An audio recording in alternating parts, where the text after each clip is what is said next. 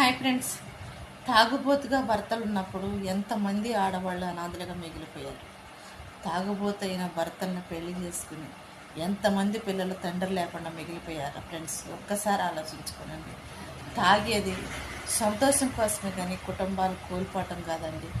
తాగుడనే మైకంలో ఎవరేం మాట్లాడతారో తెలియదు, ఏం చేస్తారో తెలియదు, ఎలా బ్రతుకుతారో తెలియదు, ఎలా తెల్లారిందో ఎలా పొద్దుగుందో కూడా తెలియదండి. ఎందుకంటే కష్టానికి తగ్గట్టుగా ఎవరైనా సరే, మీరు చేసే కష్టం కావచ్చు, మీరు చేసే వృత్తులు కావచ్చు, మీరు చేసే ఏ పనైనా సరే ఉంది, కష్టం అనిపించినప్పుడు ఏదో అలసిపోయినప్పుడు సలసిపోయినప్పుడు సర్దుకొని కొద్దో గొప్ప తాగితే సరిపోద్ది కదా ఫ్రెండ్స్.